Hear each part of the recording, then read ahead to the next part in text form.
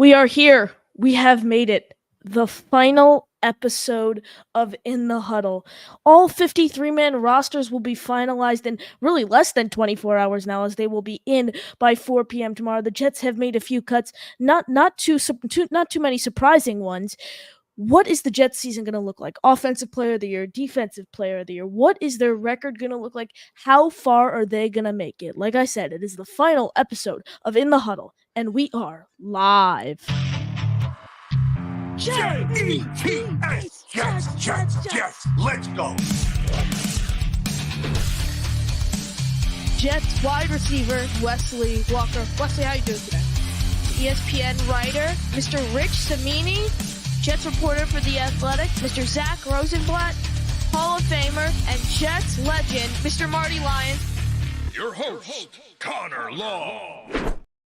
Welcome in, everyone. We are here, and we have made it to the end of the series of In the Huddle with Boy Green and Connor. Bittersweet moment, as this is going to be our last episode of the show. However, we will still be making appearances on each other's show, which is a great thing. But Boy Green, how you doing tonight? I'm going to be honest. I love the new open, and not the new open. The intro is the same, Yep. but for people that are kind of tuning in beforehand, I get like a college football vibe. Syracuse football here locally is back this week, and I was just ready to go team. Yes, let's go. Let's rock and roll. So that JetX playbook action. Oh boy, I'm fired up. I'm ready to call some plays. Let's get in the huddle. Let's get the marker board out. All right, we're going to run one of these, a cover zero this, and I was fired up, man. Yeah. Yeah, absolutely. And cut down day, all rosters are finalized by 4 p.m. tomorrow. There are some surprising names that fans should definitely keep their eyes on. Before we get into our schedule predictions and everything for the year, who are those surprising names? Obviously, we saw Izzy Abanikanda show flashes. If Reddick reports, there are their names on the defensive line that could possibly be in jeopardy. And then also there are a lot of names to look out for that are vested veterans, so they could go directly to the practice squad without having to clear waivers, some of which include Sam McGuavin, Jake Hansen, Anthony Ferkser, and many more. So who could you view and possibly be like, all right, this guy could be a surprising cut? Yeah, I'll give you a surprising make to start it off right off the top, and that's that name you just said. I think Sam McGuavin makes it, man. I've been kind of combing through the linebackers. I put out a 53-man roster prediction this morning, and when I'm like, man, who's somebody that we're not thinking of? Because that happens every year. We're like, whoa, who the hell is this? Tony Adams was that. If you think about him in his first journey when he makes it as an undrafted free agent, caught a lot of us off guard because the coaching staff didn't talk a lot about him. And one of the reasons they didn't is so they could potentially, if he didn't make the 53, they could sneak him through and play roster gymnastics. But they said, quote unquote, I remember that Saleh presser after cutdown day, which they'll speak again after cutdown day. He said the coaching staff would have been, quote, sick if they lost Tony Adams through that process. So I think Sam McGuavin's a guy. He's a veteran. He's not a rookie that Tony Adams was a couple years ago. He's sneaky. I know everyone says Chad Surratt. I think maybe Sam McGuavin is linebacker 5. As a surprising make. In terms of surprising cut, again, I think it's the end of the road for Jason Brownlee. That's going to make a lot of people sad. He was a fun story in Hard Knocks last year. 2 undrafted free agents making the team, and Xavier Gibson and Jason Brownlee. Brownlee's just been far too inconsistent, man. The flashes are fun. That crazy Adam Schefter tweeted highlight from last year was cool, but again, there's just been far too many inconsistencies. So he's a surprise guy who doesn't make the cut. I think Sam McGuavin is a surprise guy that could make the cut. Yeah. Yeah, so they're all, like you mentioned, a lot of interesting names. Obviously, Izzy's another one fans should keep their eyes on because obviously he had that great game, but the major question is, are the Jets going to want to carry 4 running backs? But Boy Green, we have a very special question in the chat from someone very important in the Jets organization, actually. He actually negotiated the contract for someone who was on the Jets roster. That is no other than Scott Campbell, Kohl Levao's agent, coming in on my chat. What do you guys think about Kohl Levao? Before we get any further, Scott, I saw you call in on the Jake Asman show where you voiced your opinion and everything. If you want to call in and talk to us, it's the pinned comment in both of our chats. If you want to come in, talk all things Jets, Kohl Levao, whatever you like. But Boy Green, I'll let you take it away first with Levao. Yeah, I gave as I mentioned earlier, I put my 53-man roster prediction out there for Heavy.com as the New York Jets digital reporter for the Heavy brand, and I had Kohl Levao making it this morning. But I will be honest, I've seen 50. I made a raw draft of what I believe the 53-man is, and it wasn't posted in an article yet. And then I said, you know what? Let me compare it to Rich Cimini of ESPN, Zach Rosenblatt of The Athletic, Rivka Board, your teammate for Jets X Factor. Those were three of the ones I looked at after coming up with my own. So I wrote a 53 and said, let me look at everybody else to see if I had any obvious myths that I wasn't paying attention to. And a theme I saw in the others was they did not have Kohl Levao making it. To me, I think he's a guy that's making it, quite frankly. And I know I'm in a minority, apparently, according to a lot of these other people that are doing it. And I think every year we get a surprise, a name that people just aren't familiar with. And the thing is that the reason why people aren't familiar with Kohl Levao is because he's just doing his job, man. He is just plugging away. He has played guard exclusively at the quote unquote semi professional level with the UFL and XFL before. He's been playing guard, although he has a history at all five offensive line positions for the New York Jets, or for in his football career, both college and again, this professional world not named NFL. He has had a history at all five positions, but for the Jets, he's been playing guard pretty exclusively. And that's where Kohl Levao told me. I did an interview with him, moments after he signed, shortly after he signed. And he said guard is where he feels most comfortable because that's where he's gotten the most reps. The Jets lack interior offensive line depth. I think they're fine at tackle. On the interior, there's questions. You like the starters. Simpson, ABT, and Joe Chipman are all fine. Schweitzer is a fine guy on top of that, but you need more depth than that. I think Kohl Levao can provide it. He should make this roster. And I saw some tweets earlier. I retweeted it from some UFL sources that believe that he is going to either make the roster or be one of the first guys that inks a deal on the practice squad. So I hope he makes it. This is his first whack at the NFL level. He's bounced around a little bit in a variety of other mediums, and I'm glad he got this chance. I thought he made the most of it, kicking a lot of ass in the preseason, excuse my Guatemalan, and joint practices. Yeah, absolutely. Obviously, Levao went undrafted in 2020, I believe it was. No, 2021 it was, out of Yeah. Hawaii, where he then he's played experience at a very high level at UFL. He made the all UFL team several times. I definitely think it helps tremendously that he has experience playing at all five positions. Like you mentioned, we've seen him at guard. We saw him take a couple snaps at center actually during the Jets' final preseason game. I think the major thing that it really boils down to is for the Jets, 9 or 10. I think that's what it comes down to. And then obviously injuries. Are they going to carry Newman? I think the final spots are really up between Newman, Levao, and Hansen. I think those are what the last two, or one, boil down to. Personally, I did not have Levao making my roster, but I could definitely see a way where he sneaks on 1000%. And if not, I think he's getting signed to a practice squad right away. I think he's either going to be on the Jets practice squad or he's going to be on some active roster this year. I don't think there's any sitting around for a player like Levao. He's been one of the highest graded offensive linemen for the Jets, but I think it really comes down to what are the Jets looking for? Are they looking for more experience at the NFL level, in which you get someone like Jake Hanton, who's a vested veteran, or Xavier Newman, who also has some experience playing there? Like I said, I think it really boils down to what do the Jets think out of with their talent at the offensive line position. But Levao is definitely a name to keep an eye on. Yeah, the only thing I want to add is, you said it's 9 or 10, and I agree that's the debate to be had. I hope the debate is over very quickly. They should keep 10. They need as much Mm. depth as possible. I will die on that hill that the Jets absolutely. We can argue which are the 10. That's fine. We can have healthy debates. You mentioned it. Carter Warrens, Max Mitchell's, Kohl Levau's, Jake Hansen, Xavier Newman's. We can all debate and get in the octagon, roll up our sleeves, and go, no, it's Xavier Newman. No, it's Kohl Levau. No, Carter Warren, Max Mitchell. Like, we could get all crazy and hoopla if we want to. But where we shouldn't debate is how many. It should be 10 no matter what. And I hope the Jets invest in that. Joe Douglas regretted it last year. And, insanity is doing the same thing over and over again, expecting different results. Keep 10 guys on the absolute 53-man roster and add a few more to the practice squad if they clear waivers for some of those guys. That's what I would advocate. Now, BG, what happens if, Reddick does the unthinkable? He reports before the season starts, which I don't see happening at all, but let's say he does that. Obviously, Braden McGregor stood out. Leonard Taylor, who I think will be the Jets' fifth defensive tackle on the roster. I think he will make the team. Could you see maybe something where the Jets choose 9 offensive linemen and then roll with 11 defensive linemen because they really like McGregor and Taylor and Tack McKinley, everyone on that line? Could you see the Jets doing something like that?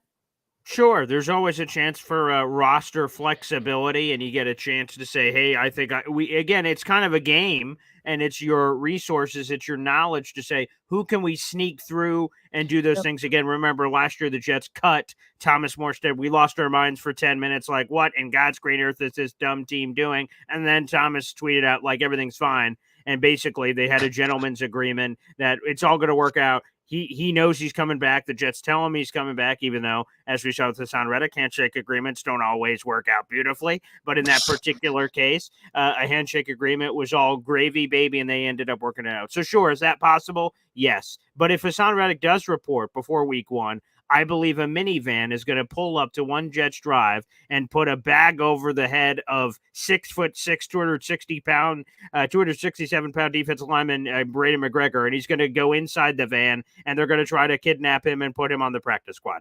I believe right now, I think he's a 53-man roster guy, but if Reddick shows up, he's the first guy knocked off, which is always important that every team has to get to an initial 53 by 4 o'clock tomorrow, but the initial 53 ain't necessarily going to be the final 53 because we have the waiver wire period and everyone must submit their waivers by noon tomorrow. So by 4 o'clock, we should know a lot of the waivers that are coming in. So it's almost even less than the 24 hours. So those waivers have to come in, and then it's going to kind of spin around for the next day.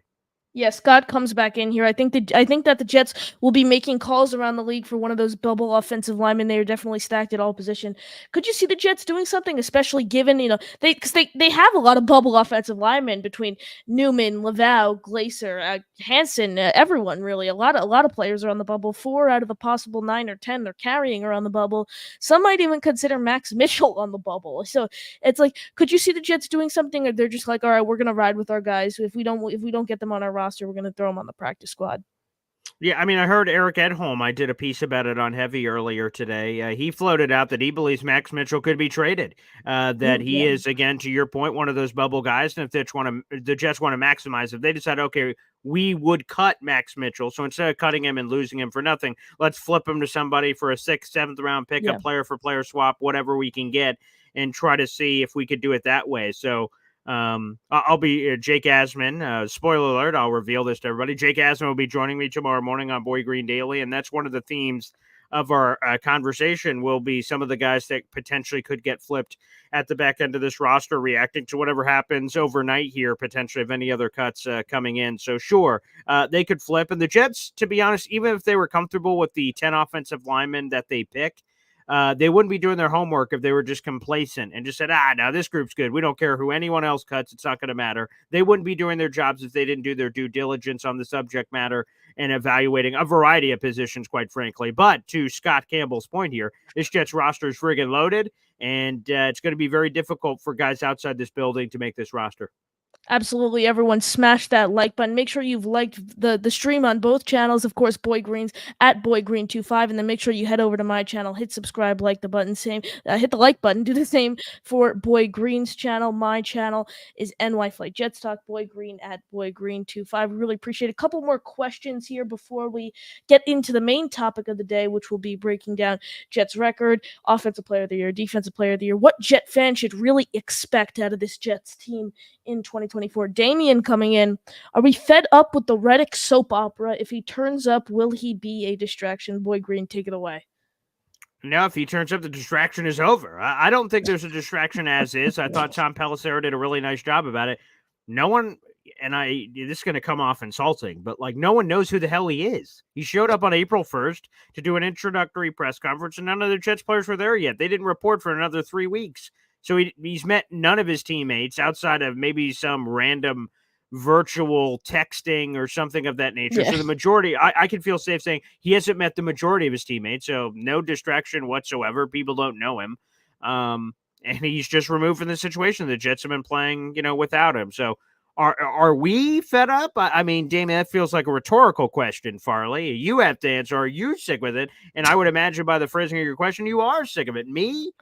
Would I rather not be talking about that on August 26th? Sure. I would not want to talk about one of our best players on the team holding out and a storyline ahead of Jets 49ers, which, by the way, is 2 weeks from tonight. Yes. Would I prefer not to be talking about that? Yes. But no, I'm not fed up with it yet. I will never be fed up with it. where people say, let's just give up on the guy. That's not my DNA. I'm never going to do it, especially for a guy this talented. And if he turns up again, it will not be a distraction. If he turns up, it'll be hallelujah. An angel will get his wings, his or her wings, if he shows up.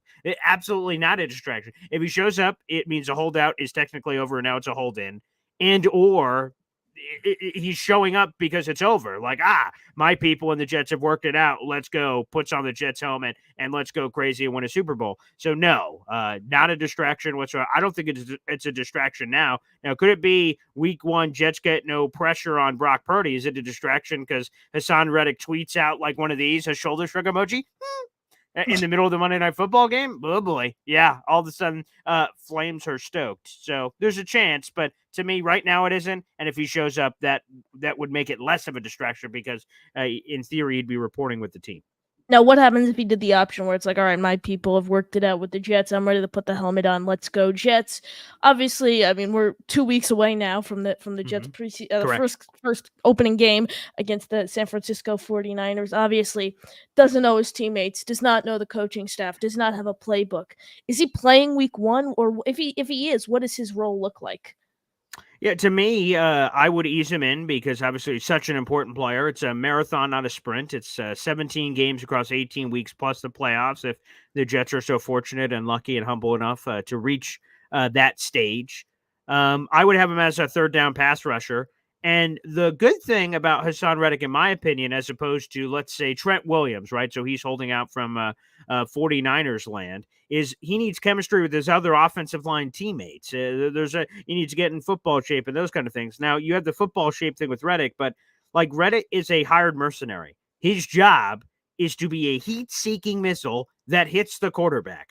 That's the job. Now, I'm not trying to oversimplify a defensive end's role because there's run gaps and there's occasional coverage plays, and then you have to call lines and line shifts and this and that or the other, and we could get into the morass about all that. But the point is that overall, if you send him in on third downs, you see the guy with the different color jersey than you, sack him. Okay, coach. All right. All of a sudden, he can provide 15, 20 snaps week 1 without even blinking about it. So the good news is that it's not a quarterback, right? He has to come in and learn the offensive playbook. He has to learn the defensive playbook, no doubt. But you can slow him in. You could slowly integrate him into the team by giving him an assigned role and saying, go do it. So even if he shows up anywhere here in the next 2 weeks, I think it is realistic that he could step in and have a third down package and then slowly, methodically work his way back. I do. Yeah, absolutely. And Mike Clay of ESPN actually put out his statistical predictions for sack leaders this season. And despite Reddick not even having not reported yet, he had him listed with 11 sacks. That would make it 5 consecutive seasons with over double-digit sacks. Do you think that target's reasonable? And when do you think is a reasonable timetable, obviously, for Reddick to return? Personally, I could see him doing something where if this drags into the season, if he doesn't report by week 11, the Jets have his rights. I could see him where he reports in week 11 or week 10, just so he just plays out the rest of the year, and then the Jets don't have his rights for next season. Yeah, while I enjoy when we have conversations, Connor, and you may be here and I may be there, and then we find a way to kind of get through things. To me, I think if that happens, Hassan Reddick and his agent are idiots because what team in their right mind would pay a compromised Hassan Reddick? So let's say, to your point, he shows up week 10, week 11, whatever. I know what you're saying. Yeah. Enough to toll, enough for the season to count, and let's go to free agency next year. Who in their right mind would pay Reddick for having, I'm making it up, 6.5 sacks in a 7-game span, and woo, I'm hit free agency. I'm 30 years old and I turn 31 in September, which would be the following year is what I'm talking about. He's 29 now, turns 30 in September, but next year he would be 30 already, turning 31, coming off a season where he played a handful of games, but just enough for it to count, and say, all right, give me that big money I've been looking for. Big money, big money. He's playing whammy. No whammy, no whammy. Stop. For old Hassan Reddick. To me, he'd be an idiot because no team would pay him that. And they'd be like, oh, geez, what happened? And they're like, well, you just blew your chance at getting big money.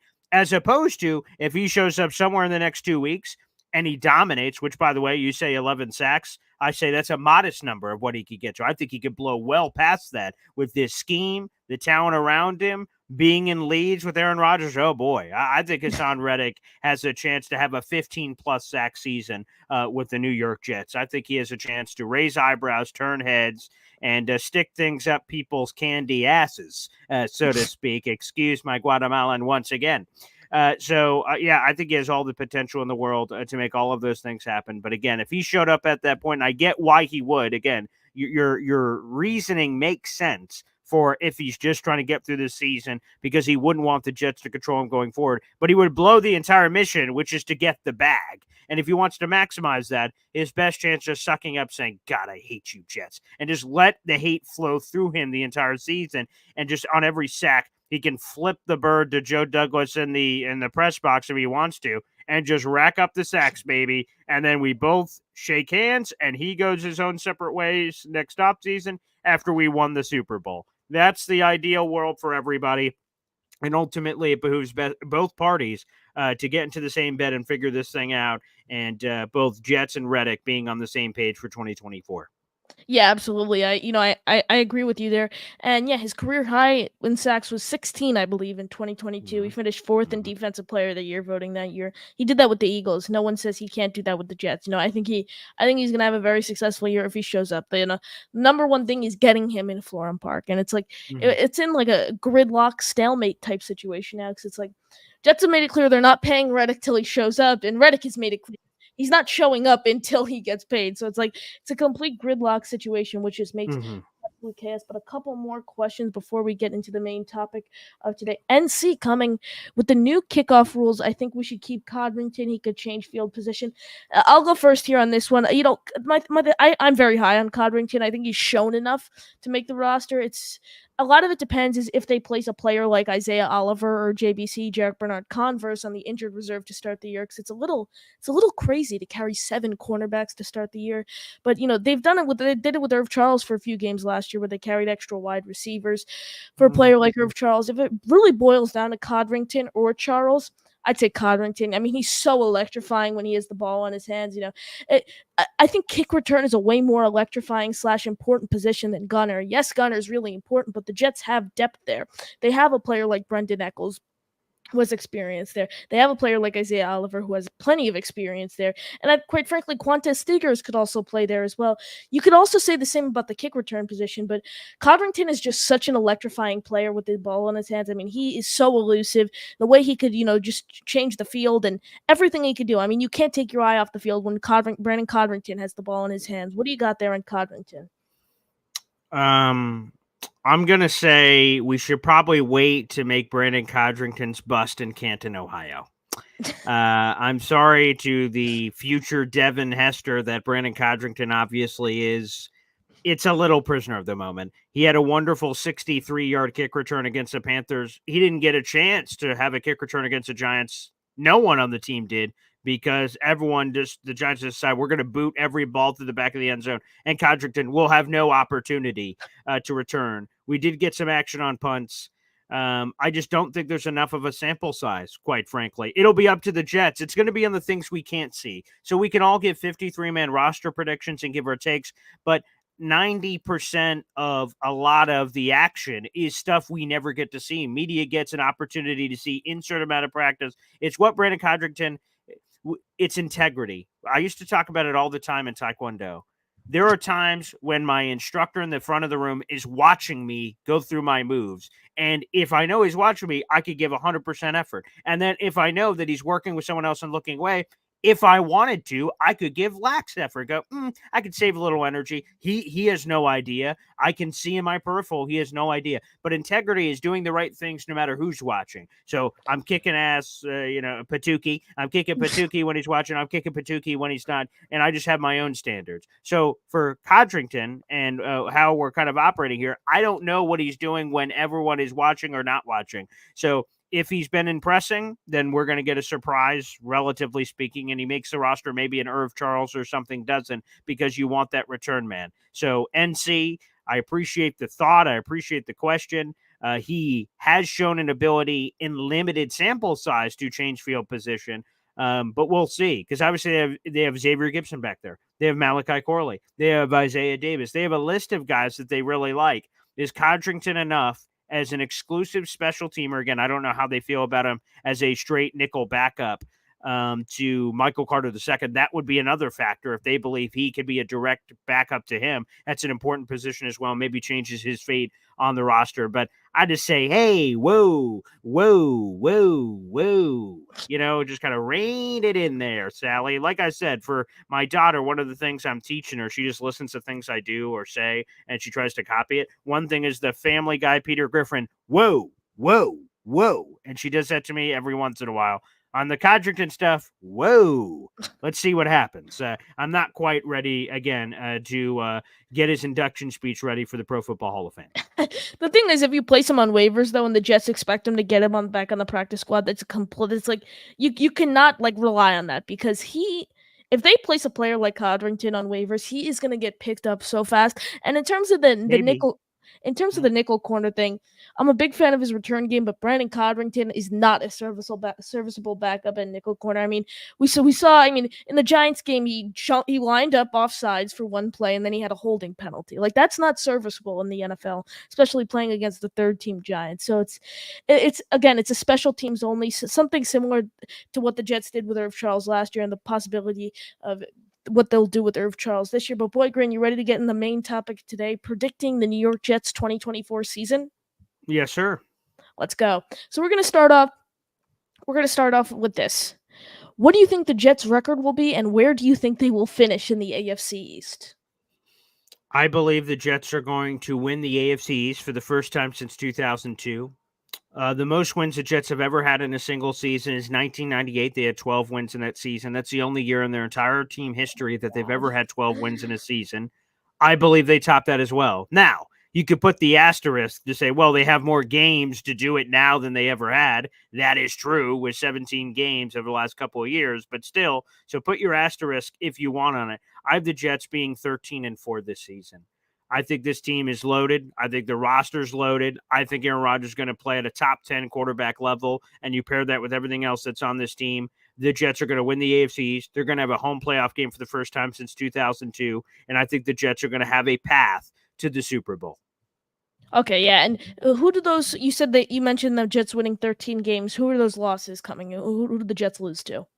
Well, as I promised Rich Eisen, one of them obviously has to be the Arizona Cardinals, which is funny as like what's joke, the word yeah. for it? A joke parody, / trap yeah. game. I do think, I'm going to be honest, I'm really high on the Cardinals this year. But yeah, I'm really high on the Cardinals this year. Another loss again. Do the Jets go 6-0 in the AFC East? That would be difficult. I don't know the last time they did that, if they've ever done that in their history. Yeah. So there's got to be a split in there somewhere. Is the split with Miami? Let's throw it there as a possibility. So that's got to be one of the losses. We're already halfway there in terms of losses. And then the big boy games. If you're going to cherry pick the losses, boy, you want some of them in the NFC. And luckily, the Jets have a couple of those at the end of the season. I'm going to give the Rams another one, an exciting offense. I'm curious. Again, the defense with no Aaron Donald will be a big question, but you could put loss number 3 there. And then you sprinkle in trying to find the final one. It could be, in this particular case, God, I hope it's not this team, but I will say it because for some reason it speaks to me in my gut, Jacksonville. And I hope not, because I think Trevor Lawrence and Goldilocks is totally overrated, and he bothers me to a great deal. But yeah, I'll go Jacksonville. So those are the 4 losses. A little NFC sprinkling and a surprise loss, because again, every once in a while the Jets kind of get, woo, we're phenomenal. Oh, boom, you get sucker punched. The Jacksonville Jaguars game is a sucker punch at the tail end of the season. Yeah, so I'm kind of similar to you, not as optimistic, though I'm very optimistic, but not to that degree. I have the Jets going 12-5 with their losses. Right. I think they'll split with the Bills. Okay. I think they'll split with the Dolphins, so that's 2 losses there. I think they'll lose to the Steelers. I think they'll lose to the Texans. And then that last game, it's tough. I say 5 because I can't predict right now. I can't cherry pick what that 5th team is going to look like, but teams win games they're not supposed to win and lose games they're not supposed to lose. So it's like I have a feeling it's 12-5 or 11-6. I just can't. I have those, and then I can't predict what the rest are. Miami, I have the Jets. I have the Jets winning the first matchup, and then when they play them in Week 18, the Jets are going to lose because the Dolphins are still fighting for a wild card spot, playing all their starters, and the Jets maybe lay back a little and play. Maybe Tyrod Wow. Taylor gets the nod, or Mm. maybe they go Ooh. too far. Adrian Martinez, or if Mike White's on the Jets at that time, Whoa. they give Mike White a little revenge tour against the Wow. Dolphins. So that is my prediction. The San Francisco one's tough, but I could definitely see the Jets winning that. Even with Trent and Ayuk out, it's still a tough game. Like, they're still a very solid team overall. And Christian McCaffrey with the calf thing, Yeah, too. We don't know about that. And Greenlaw and what's Yeah, his he's name? definitely out from the Achilles. Yeah, Yep. Hufwaga, I think is how you say his name. Yeah, Hufanga. Yeah. Hufanga. That's who it is. He's out as well. So Jets are definitely, as Jake Asma would say, quote, live dogs in this matchup. So I would not rule anything out for the Jets in that game. In terms of where they'll finish in the playoffs, I think it's divisional round or AFC Championship. I think the main thing for the Jets is going to be to get past the Chiefs and the Ravens. I think those are the two teams that are really, really tough, especially the Chiefs. I mean, we've seen the Ravens make it far these past 2 years, but have never really been able to get past the Chiefs. Same with the Bills. But yep, Jets win the division 12-5. Hopefully win the divisional round and make it to the AFC Championship, and hopefully get a Super Bowl victory. But that is my prediction. Moving on to the team MVP. So anyone on the team this year, who do you have being the team's most valuable player? This is boring, but I like being right. It's Aaron Rodgers. I mean, it's been fun when it's been Quinnen. It's been fun when it's been Quincy. And those are all deserving candidates, no question about it. But Rodgers won the most inspirational for his drive and everything else that inspired the team, despite all the public criticism that came with that job. If Rodgers is half the quarterback we think he's going to be, it's going to be one of, if not the greatest single seasons we've ever seen from a Jets quarterback. It's a quarterback-driven league. We get back to the playoffs at a bare minimum. God knows what else we do. We're going to build a statue for Aaron Rodgers, and the first brick on that statue will be team MVP of the New York Jets. Yeah, I'm staying on the offensive side of the ball there, but I'm actually going to go with Breece Hall. Breece Hall had the second most yards from scrimmage out of any running back, just behind Christian McCaffrey, while playing with the worst quarterback in football on 13 different offensive line combinations. So you give him with the healthy Aaron Rodgers with the 8-time All-Pro Tyron Smith on the left side, obviously Morgan Moses, AVT, Joe Tippmann. I mean, this offensive line with Breece Hall, we saw what he did. Like I said, 13 different combinations, one of the worst offensive lines in the league. You give Breece Hall healthy surroundings. I mean, he has a chance to be the best running back in football. I don't care what people say about Christian McCaffrey. I mean, Breece Hall is Breece the Beast. That's all I got to say. He is my team MVP. But keeping it going with the offensive player of the year, I'll go first here. I have Garrett Wilson. I think Garrett Wilson with a healthy Aaron Rodgers. We saw what he did. First player to cross 1,000 yards in Jets history over his first 2 years while playing with 6 different quarterbacks over that span. You look at a player like Wilson. I think he has a legit shot to have that Brandon Marshall type 2015 year where Brandon Marshall set those records. I think Garrett Wilson has a chance to break those single season records for receptions, yards, and touchdowns. He is going to have a great year with Aaron Rodgers and not those 6 different quarterbacks. I mean, we are in for a historic season out of Garrett Wilson.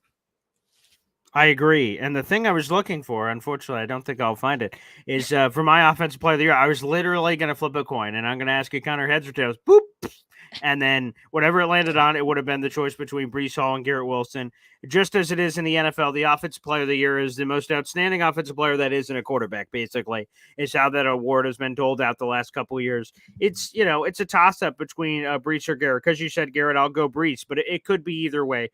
Breece Hall had the second most prolific receiving season we've ever seen from a Jets running back in history, and that was only his second season. And apparently his offensive coordinator, because we can't get this one out enough, only found out he could catch after week 8. So, quite frankly, that's even more impressive. That should go down in the annals of history when you put that together. But Breece is going to run the ball. He's going to catch the ball. Garrett is going to catch the ball a lot, but he's not running the ball. He's not going to be doing those crazy jet sweeps and things. That will be reserved for other players on the team.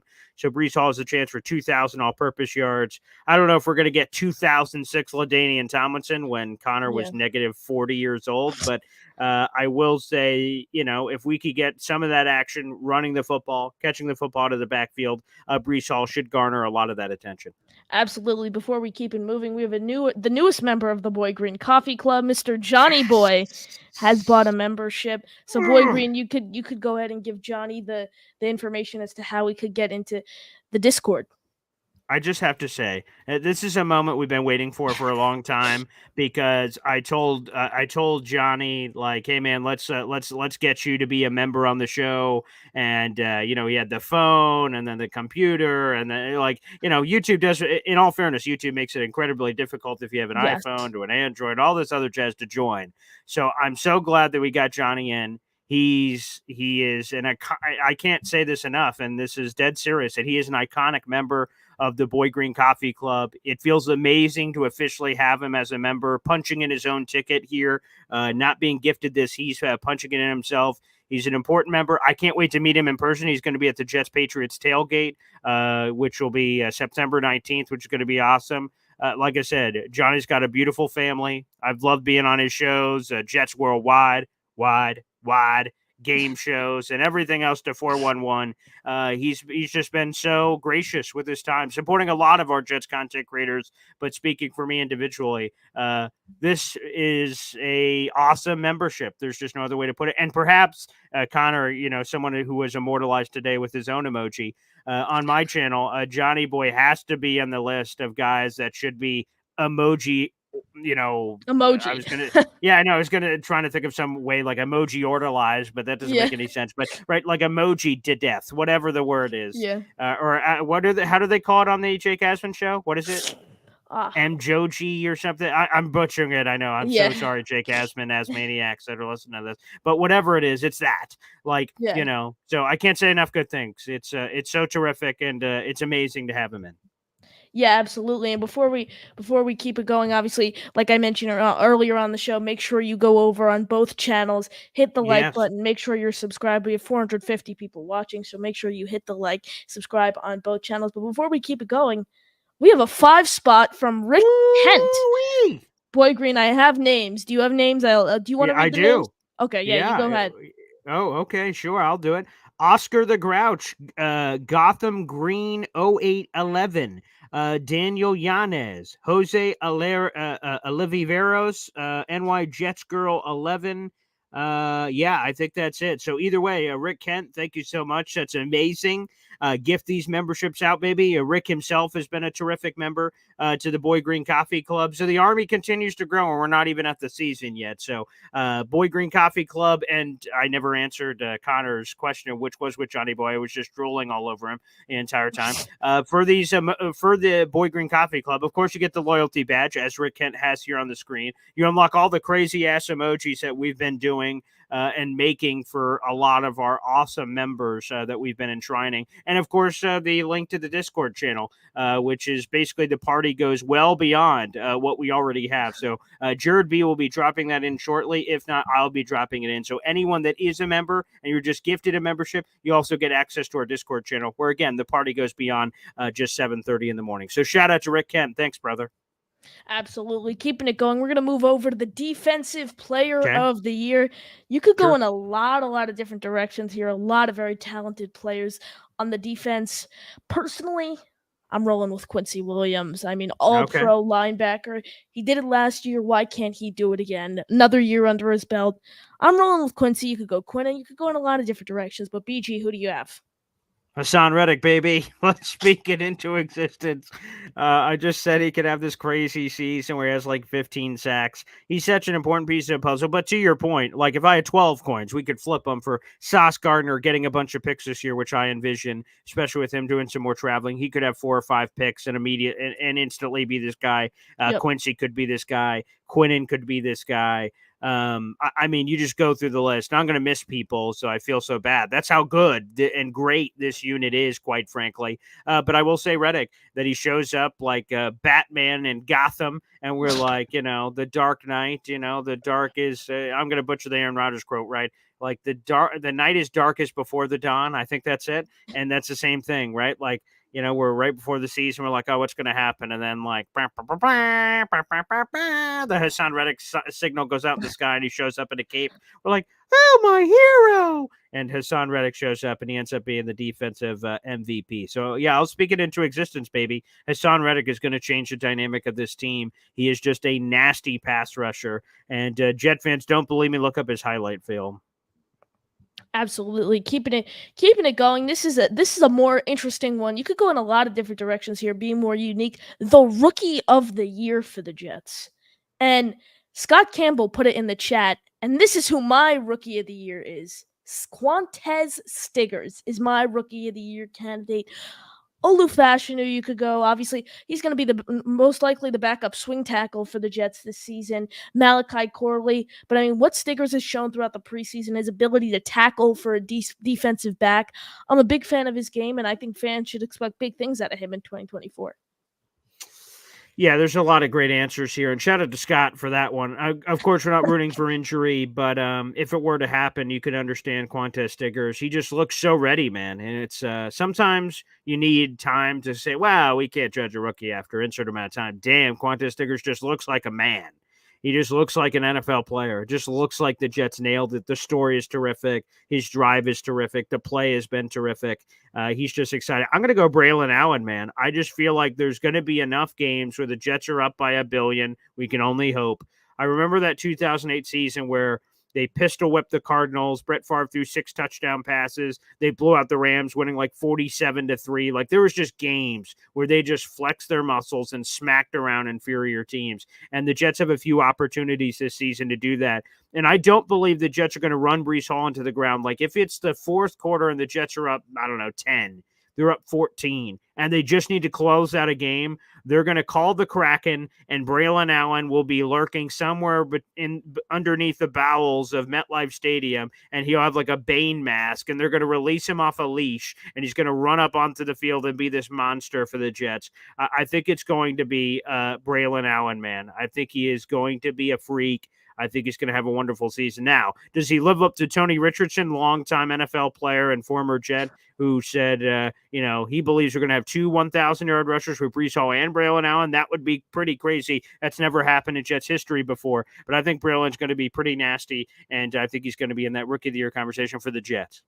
I think he's going to be solid, and I think he will amount to a great player in the NFL. But a name that has flown under the radar based off of Braylon Allen taking all the credit there is Isaiah Davis. Like fans need to start recognizing Davis, what he's done. I get it; it's against people who are not going to be employed anymore after tomorrow. But still, what he's shown, returning kicks, punts, and just in the offense, training camp, preseason, everything, he's looked great. So I definitely think he's a name to keep an eye on. But I stay with my Stiggers pick. I have a lot of faith in Quantez Stiggers entering 2024. Keeping it going. We'll move over to the coaching staff.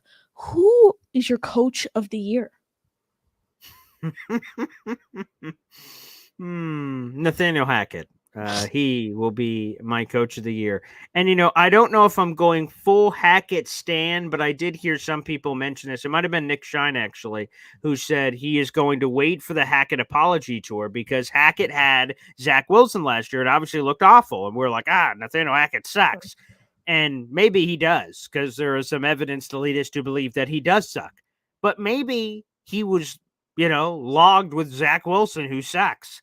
And now he's going to get a competent quarterback. All of a sudden, he's going to look great. Now, if Rodgers looks great, I imagine very few people are going to be like, oh, Hackett unblocked Rodgers. I'm sure not a lot of people are going to be saying that. But, boy, Hackett deserves a lot of love if this Jets thing turns around. Because, to be honest, look at that from Scott Campbell. Hackett will be up for a head coaching job, I would say. I don't know about that. Not so sure about that, Scott. But I appreciate the chutzpah. But I do believe that Hackett is going to make some noise, man. And I think that he will. Aaron Rodgers deserves obviously a lot of credit for it. But Hackett was involved with Rodgers when he won 2 of those MVPs in Green Bay. I don't know, man. I think there's something to that. And let's be honest. I was going back through this, obviously. Here it is right here. Here's a shameless plug. the Aaron Rodgers book here that's sitting in front of me. Ian O'Connor's joining me on Thursday. By the way, happy early birthday, Ian O'Connor. He's starting off his birthday with me on Boy Green Daily on Thursday Oh my morning. God. He turned 60, which he told me. I'm like, wow. And he's like, there's nothing I'd rather do than start with Boy Green Daily. And I'm like, we'll see after the interview, pal. But in the book, I'm reading they went through everything, like Rodgers' initial press conference, getting traded and everything. And Rodgers reiterated to Ian in the book that Hackett was such a big piece of him going to the Jets. And to me, that's super interesting because obviously they hired him well before Rodgers ever became available. If we hire Arthur Smith, I don't know. That doesn't make any sense. He was a head coach, but like whatever random boob, do we ever get Rodgers? Does this book with this green tint of Aaron Rodgers ever get written? I don't know. Maybe not. So while we all like to bash Hackett, we should probably thank him because he's at least part of the reason why Aaron Rodgers is here and One Jets Drive. Absolutely. I'm going to go with a different side of the ball. I'm going to go with Jets defensive line coach Aaron White-Cotton. They just extended him this offseason. The Jets added some names, whether it was Javon Kinlaw. I think I think if he could develop Leonard Taylor and Leonard Taylor can find his way into the Jets defensive line, I think he's just going to show, okay, I could develop another player now. Obviously, Solomon Thomas, he kind of resurrected his career last year on the defensive line. I'm interested to see what he could do with a player like Lecky Fotu as well. So I'm riding with Aaron White-Cotton, but I like the optimism with Hackett there. You got to hope Hackett could turn his year around, but I think it's Aaron Rodgers' offense. That's his offense is. So I'm riding with none other than Jets defensive line coach Aaron White-Cotton. And moving over to some surprises, who do you think is going to be the most surprising player on this New York Jets roster in 2024? It's a good question. By the way, I just want to answer. I see Hawk in here said, wait, didn't Thomas Jones and Sean Green have 1,000 yards? Absolutely, they did not. Thomas Jones in 2009 had 1,400 yards. What an amazing season. 14 touchdowns. Sean Green in that rookie year only had 540 yards and 2 touchdowns. So nowhere close to 1,000 yards. And then obviously the following year, the Jets jettisoned Thomas Jones and they moved on to LaDainian Tomlinson. And LT himself nearly had obviously 1,000 yards in that season, but they rested him in the final game. Sean Green, 766 yards. So no, there was never 2,000-yard guys on the same team. But those were fun attacks. LT and Sean Green were fun. Thomas Jones and Sean Green were also fun. So I just want to make sure. When he said that, I'm like, did I miss something? I'm like, I'm pretty sure I didn't see that. I'm like, oh, okay. I was right. We should just assume that Boy Green is always right. Like that's probably a pretty safe assumption. Anywho, go ahead and restate your question, Connor. I'm sorry. Who do you think is going to be the most surprising player on this New York Jets roster? What a great question. Thank you. Most surprising, of course. And I love what you and Rich Eisen have a lot in common, obviously, Connor. Wow. One of the things Rich loves when he's doing an interview, I don't know if anyone's ever noticed it, but like I always do, if he's interviewing someone and then he asks a question, they go, oh, great question. He's like, thanks. Like wink. Yeah, I know. I'm Rich Eisen. I just think that's the funniest thing every time, but like no one else ever says anything. I'm like, oh, that's funny. But I would say the most surprising player. What a fun question. Well, let me throw this one out there. It's one of two of these guys. I will say this because maybe this guy won't be surprising, but I'll start off by saying Chuck Clark, man, because again, prior to the injury, he had 1,000+ consecutive snaps with the Ravens over a 3-year period. He was terrific. But if you're like Paul, that doesn't count. Like we all know he was good before the injury. Then I'm going to go Ashton Davis because people are going to say, okay, he was lucky. The ball kept bouncing his way, which, by the way, if it keeps bouncing his way, is it luck or is he just, good tape study in the right place, right time? I think Ashton Davis, if Michael Carter II, gets hurt, which again, he's hurt right now, but it sounds like, according to Richmond, he's going to be back for week 1. You could play a lot of big nickel with Ashton Davis. And I think with this construct, he's going to eat, man. I've been an Ashton Davis fan since his days at Cal. I love that guy. And, I still got to get him on the show. We, there's something happened there. We didn't get him on the show. He's supposed to be on the show this offseason, but that's okay. I understand. Ashton Davis is a busy guy, but I forgive him because I'm such a massive super fan of Ashton Davis. I think he's going to be a big surprise, man. I think he's going to prove that he is a very vital cog to this New York Jets machine. So Chuck Clark, but if you're like, oh, that one doesn't count, I'm like, fine, here's this answer, Ashton Davis. So I have 2 answers to that question. Yeah, I think that's a really interesting answer because safety is definitely a position where fans get a little concerned. I'm gonna stay with the defensive side of the ball, but go with LB3, Mr. Jamie Sherwood. There have been a lot of talks about him taking this big jump. He's looked great this year. I think this is the year where he really elevates his game to the next level. We saw CJ help develop Quincy. Hope he could do the same with Jamie Sherwood and also Zaire Barnes, 5th-round pick out of Western Michigan. I'm going with Jamie Sherwood. I'm a big fan of his game, and it's so funny. He's one of the best. He's one of the best linebackers on the team in terms of pass coverage. So I really like Sherwood, and I think this is the year where he takes a big leap as LB3. Keeping it going, we're gonna go in a not so great direction. Who do you think is the most disappointing player on this New York Jets team? Oof. Oh boy, Lazard probably can't count. Although, in all seriousness, I think he's gonna. I see all the jokes in the comment section, but I think he is gonna bounce back. Inevitably, he has to be better with Aaron Yes. Rodgers. I don't know how he could be worse. So him for sure. Oh, I'm gonna give an answer. People are not gonna like this one. I'm just gonna say it because, like, it's the honest truth. Like, Woody is gonna have my patookie. He's gonna have my cheeks tomorrow for this. It's Jeremy Ruckert, man. He just doesn't have it. It's a fun story. Long Island guy, New York Jets, diehard fan. It's beautiful. Pull out the smallest violins in the world. He can't stay healthy. He can't make an impact. And they're like, well, he could catch the ball every once in a while. They just don't throw it to him. Maybe they don't throw it to him because they don't want to. Okay. So that's my thing. Is that I'm just going to be blunt. I know people are going to hate that. I'm sure the comments are about to light up about it, but it's just the uncomfortable truth. I have to say the quiet part out loud. Maybe Jeremy Ruckert just isn't that good. Yeah, I'm gonna go with another one that might make people cringe. I know you might cringe at it and someone else in the chat, but Malachi Corley. I'm going with Malachi Corley right here. That's who Oh, I'm going with. jeez. Good He's the Lord. only wide receiver on the depth chart who I look at and hasn't made a play throughout the preseason. Like Brownlee's had a What about that one play with when okay, Coots dropped the ball and he grabbed it, broke like 20 tackles? What about okay, that he play? did that, but he out of the wide receivers on the depth chart, I think he was one of for example, he was the one who didn't gain a ton of attention really throughout the preseason and training camp. Salah still said he had a long way to go compared to someone like even Scott Campbell agrees with me on that one. I'm happy you agree with me there, Scott. So, here's the thing: you look at the wide receivers. Every one of them made their made their fair share. Obviously, you have. I'm gonna start with I'm gonna start with I'm gonna start with Alan Lazard. There, Summer of Lazard. That's the nickname he garnered. He's looked solid throughout training camp and the preseason. Brendan Smith is like one of the highest catch rates. I think he's caught 5 out of his 6 targets so far throughout the preseason. You look at Lance McCutcheon. Aaron Rodgers called him out during his media availability. Irv Charles, obviously the Jets are really high on him at gunner. I think Malachi Corley, he hasn't we haven't he doesn't seem to be the favorite for that kick/punt return job. I think he's the one who's kind of the odd man out. Obviously, he's going to make the roster. Don't get me wrong, and you got to hope for the best out of someone like Lazard. But I see something where it's like it definitely takes him a couple years to develop. So I'm going to go with Alan. I'm going to go with Malachi Corley as my most disappointing player. Boo! Terrible. It's not that I don't think he's going to be a good player. I just think the fans' expectations are sky high, and he's not. It's going to take him a little while to live up to those expectations. So that is one of the main reasons I have Corley. But keeping it going, who do you think is going to be the sack? Who do you think is going to lead the Jets in sacks in 2024? Well, I mean, if I don't say Hassan Reddick, they're going to be like, damn, this is going to be a crazy defense with 15 sacks not leading the group. I'll just say in general, the candidates are Hassan Reddick. We'll see if Quinnen ever gets back to double digit. Maybe he does, maybe he doesn't. But with the edge presence, maybe he gets some more ops this year. Boy, Will McDonald, man, what is he going to be? I'm just so fascinated to see.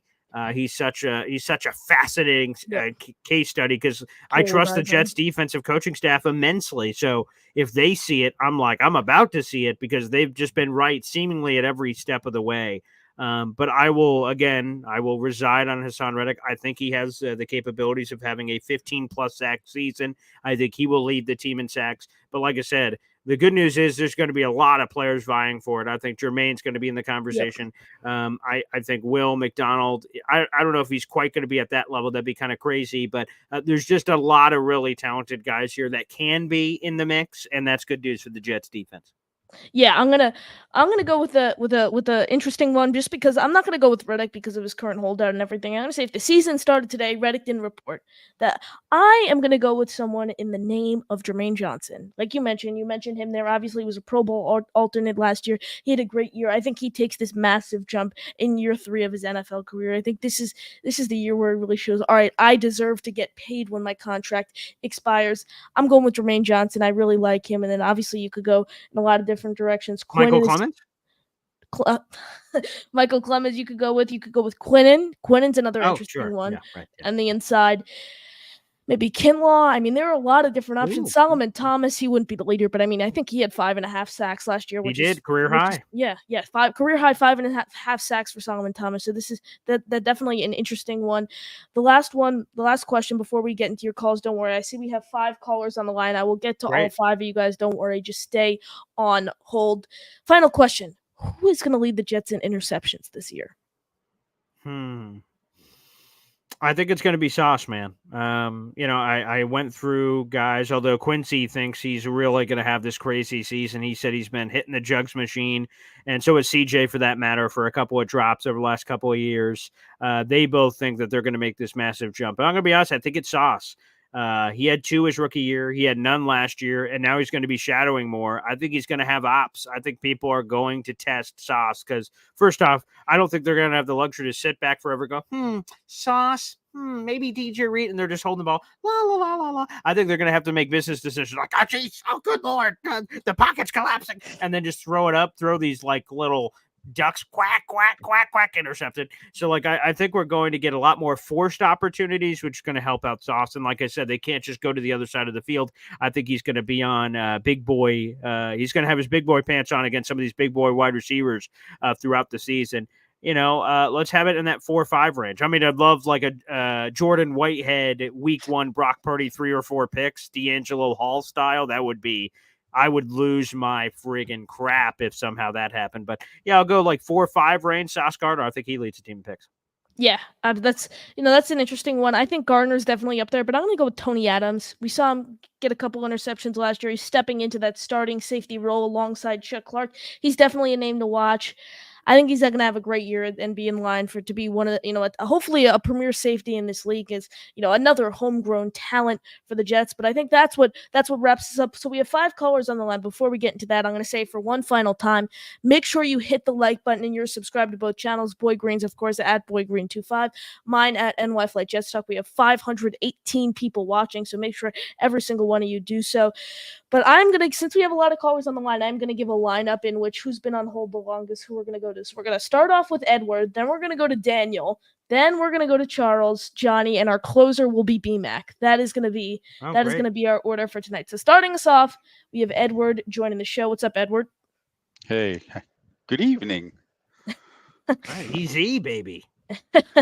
How you doing, Paulie? It's good to see you on the night show. All right, easy after dark. I like it. Okay, I know. Hey, where'd you find this kid? He's another. He's a smart kid. Thank you. I hope you're doing your math homework.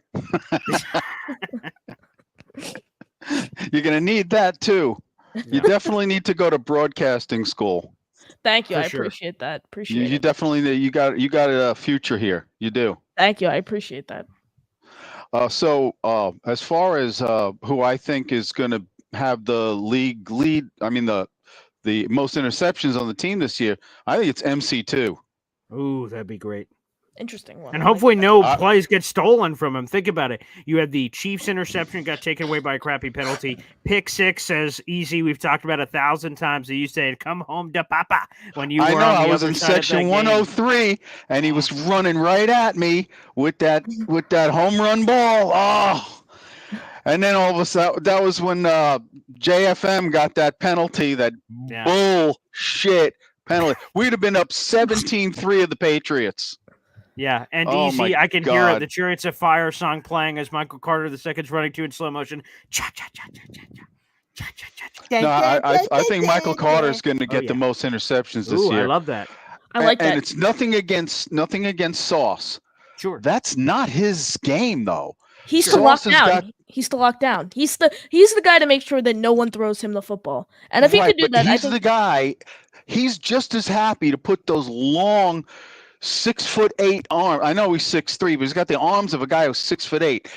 His game, he's more than happy to just take the ball and swat it away. He sometimes doesn't even go to try to catch it. He's just as happy to swat it.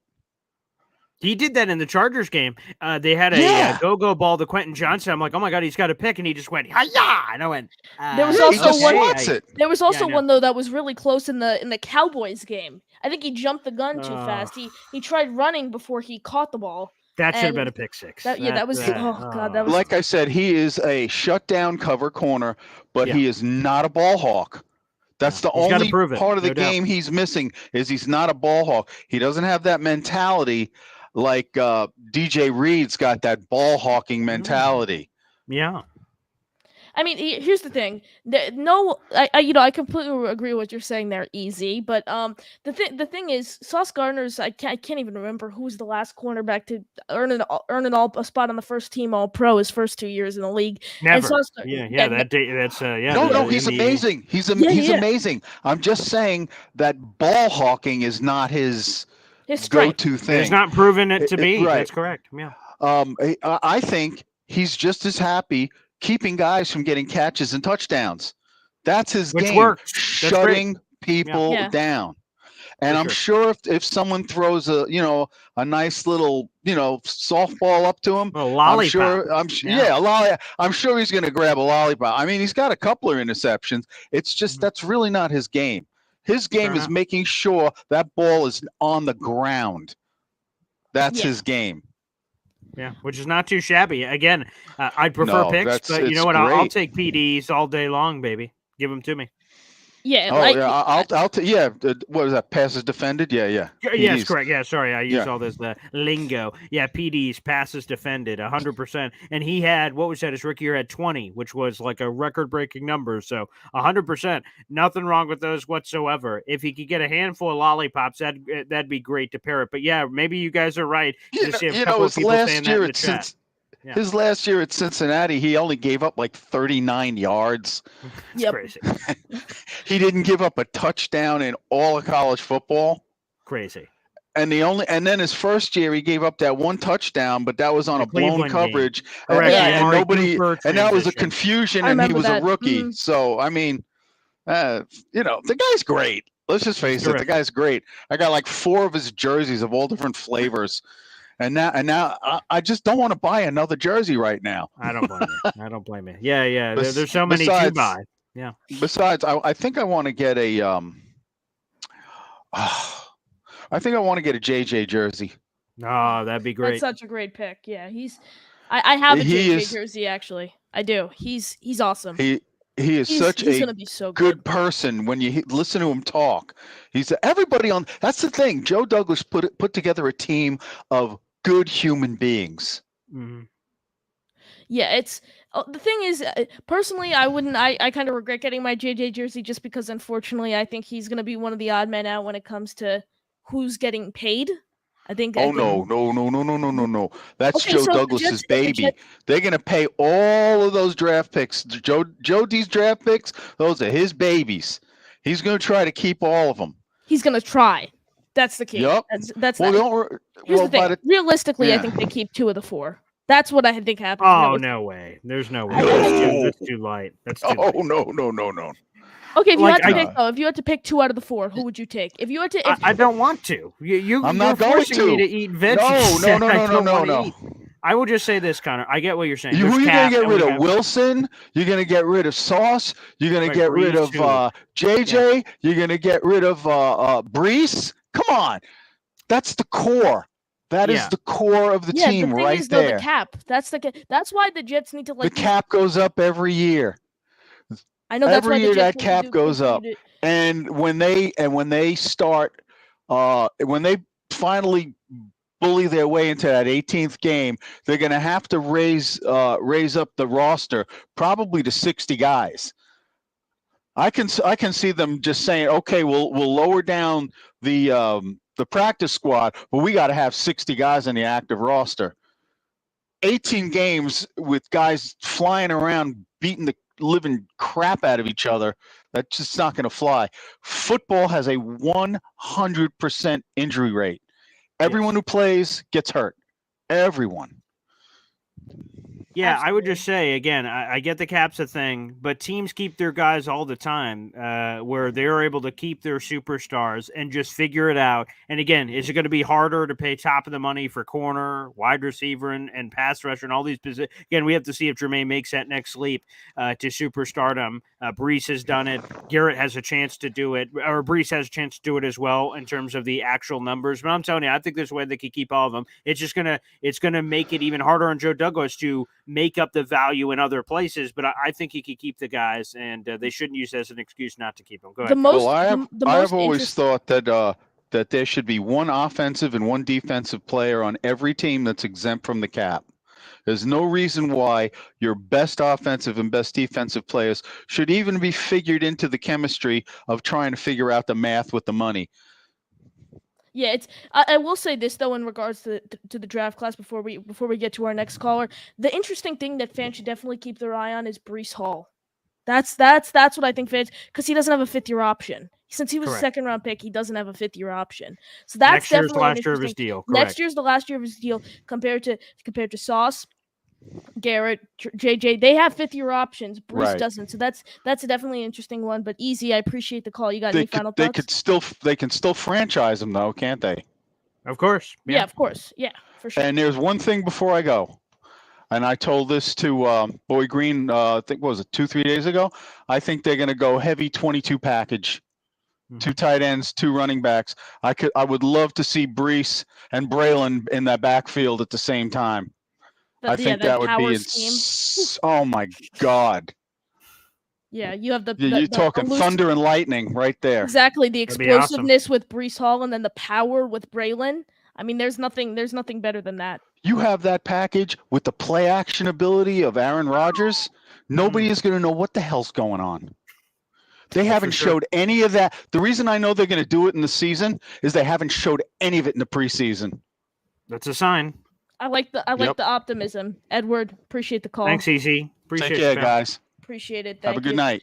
Yep. I definitely think, the draft class, though, like I mentioned, I think Brees Hall is the main deciding factor there in terms of what they do, just because they have the flexibility with Sauce, Garrett, and Jermaine with those 5th-year options compared to Brees. But, I mean, that power, thunder and lightning is what it is. Thunder and lightning. So the power back scheme with those 2 guys is definitely going to be really interesting. But keeping it going with your calls, we have Daniel joining the show. Daniel, how you doing? Hey, how's it going, everyone? Doing well. Dan O'Brien. O'Brien. My brother, Paul. Whoa, okay. This is my first time having Dan O'Brien here on the show. This is terrific, man. Yeah, just had him over last Sunday. So that's true. Yeah, I was at his house. Nice. We were having a nice little shindig. Yeah. Dan's I didn't know there was a up with a friendly connection here. I'm new. Yeah, to we went to high school together. Oh wow, very nice. And Connor, this is the first time he's ever joined one of my shows, and of course, it's our show we're doing together. So this is historic, man. Oh wow, yeah, great. I promised him I was going to join this show, so I decided to hop on. Are you a Jets fan? A famous streamer. He's a big time video game streamer. Yeah. I'm not a Jets fan. I'm sorry. I'm a Giants fan. Okay. I'm sorry to hear that, man. Yeah. Okay. Sorry about the preseason loss the other night, pal. Hey, I'll take 2 Super Bowls for Giants. Touche. I will just say this, and I don't know if everyone agrees with this, but I was the biggest Giants fan of both those Super Bowls. Who gets a Super Bowl, Brady or the Giants? Yeah, you know what, the Giants, that's not too shabby. So God I bless appreciate America. the support. I appreciate the support. Now, Dan, what is your realistic record prediction before we keep going? Of the Jets, you're talking about? No, the Giants. Giants. What are your thoughts on the Giants season? I'm just hoping they go positive. That's my only hope. Like, yeah, last year was just was not good. Not good. I mean, I think they're in line for possibly a worse year than that. I don't think they're going to be good. They got some pieces now with Neighbors, Oh, yeah, he looks pretty good. Neighbors, for sure. good. I mean, obviously he's a great weapon. I personally see them winning from 5 to 7 games. I think it's probably 6-11 or 7-10. That's what it's going to look like for the Giants. A lot of it though depends on, first off, Daniel Jones' quality when he's on the field and if he could stay on the field as well. And then obviously we saw the Drew Lock injury, so True. Tommy Cutlets is the next man up right now. So you Ugh, just got to hope for no. I don't like that. But Yeah, whatever. I bet you don't. But Dan, I don't know what else you have, but I see this. We had a message in here from somebody. This is from Johnny Boy, who's a new member to the Boy Green Yep. Coffee Club. We Here, I appreciate can't you, pull it Johnny. up since it's in private chat, so I can't. Yeah, I that's can't give okay. it So to you. Says, I could just Danny, you must tell us a high school story from Boy Green. Let's go. Sorry, yeah. Boy Green. Oh boy. So Dan, Take it you away. see it. Is there anything to share? Oh boy, I don't even know what's about to happen here. It's been a while. I can't remember, to be honest. Oh, thank goodness. Great. That's Been like what? the- Almost 11 years or so. Thank you for making me feel old, Dan. That's Yeah. true. It's somewhere in that been a bit. ballpark. It's been a bit Yeah. from high school, so yeah, Yeah. we've known each other for a while. That's Absolutely. true. It's 16 years. I moved here in 2008, the summer from South Carolina, and I met Dan on the bus. I saw him. I'm like, who's that big, tall, lanky bastard sitting back there by himself? And all of a sudden, boom, played some 2K, and the rest is history. So, man, yeah. this is the first time Dan has ever called into any one of my shows. This is historic. Wow. Dan, I appreciate the call and you breaking history. It's wow, I did not expect this. I thought you were a Jet yeah. fan who's just Had never to called in. support my boy Green, so had to call in. Absolutely that. love it. We really appreciate Thanks, the man. call. Yeah, thank you for See, having me man. on the show. Of course, Wow. of course. Famous Dan video O'Brien. famous video game streamer. Yeah, he does How's that video game? games like he does all kinds of stuff beyond sports. He has like his own channel. It's crazy. So video game wow. streamers, man. Oh yeah. I'll have to look Daniel O'Brien up on Twitch, YouTube, whatever it is, where the There where you the go. gaming, All that stuff. yeah, for where sure. the gaming's at. But keeping it going with your calls, we have Charles joining the show. How you doing, Whoa. Charles? The legend, Charles Gorman. Wow. What's up, bro? Nothing much, man. I just came off. I was waiting after I did a show with Ryan. I did a show on my channel as well. What's your channel, Charles? Charles It's Gorman, called Charles right? Gorman. What do you what's your situation? How often are you doing a show on your channel? When I'm able to, when I feel like I'm in the mood. You know, What are they about? Just Jets, or do they go all over the place? what I love, my hobbies like sports, comic books, movies, video games, Oh, that cool. type I of love the stuff. Superman hat. That's amazing, man. Yeah, speaking of it, before we get into our Jets talk, if you haven't seen the trailer, they're doing a documentary movie about Christopher Reeve, the Superman story. Oh, I haven't heard about that. I have not seen that. I know Wow, nothing cool. about superheroes or whatever, so this is complete It's gibberish. okay, to me, young man. You'll learn kind of in like time. wrestling. You'll learn Yeah. in time, young man. There you Thank go. you. So Yeah, Charles, what's going uh, on, Charles? Yeah. As for my disappointing player, it's definitely not going to be Malachi Corley nor Jeremy Ruckert. I still have faith in both Wow. those guys. Great. But I think, I have been a bit disappointed with Michael Clemens. I know he keeps himself in great shape, but he has done more negative than positive. And I actually had this conversation with Addison yesterday. And I thought about it, I said, you know what? I could see, I'm not saying it's going to actually happen, but I could see him trading him to the Raiders. Not saying for Devontae Adams, but for like an asset in the future. I could see him like cutting him and him, or not trading him to the Raiders, but cutting him and him going to the Raiders. I think he'll fit better there because, the Raiders have a history of being a bunch of misfits. I love the Raiders vibe, though. When you see Michael Clemens, you get Raiders from him. I could see that. Okay. But as for my MVP of the team, Sure. it's got to be Aaron Rodgers. I mean, Of course. it's got to be Aaron Rodgers. I mean, this is the guy I wouldn't say put all our money on. We put our stakes on a lot of the times. I Sure. mean, we hired Nathaniel Hackett, who stunk up the joint with Russell Wilson, who's, even though he wasn't great with Blake Bortles, their rushing attack was pretty solid. And of course, his greatest success came with Aaron Rodgers, who won 2 consecutive MVPs because under his system. So we brought him in, and of course, last year was a dumpster fire. Don't get me started on that. But team MVP, Aaron Rodgers. Offensive player of the year for this team, it's got to be Brees. I mean, Brees is such a special football player. I had him as my MVP. Yeah, that's interesting. Yeah. And I then heard Garrett about is that. my My apologies. OPOY. All good. Brees is such, we haven't had this type of running back in terms of being able to run and catch the football that was used a lot in both elements since Curtis Martin. Wow. I mean, yes, Thomas Jones was great too, Yeah, but for in sure. terms of being able to run and catch, and even Chris Ivory was able to be used in the passing game to some degree. But Curtis Martin was able to run and catch the football out of the backfield, and that's why he's one of the reasons he's in the Hall of Fame. And Brees Hall, I mean, I said this last year, or I think on Ryan's show or on Richie's show, the way he runs down the field kind of reminds me of when I used to watch Eric Dickerson highlights, where he would be gliding down the field. It's like he's gliding. Yeah, I like that movement. Yep. That looked very Eric Dickerson-like with the goggles and everything. I saw it in my head. And hey, Gorman, defensive by the player of way, the year on this team? Yeah, go ahead. That's a good question. Hopefully Hassan Reddick gets his head out of his ass and joins the team.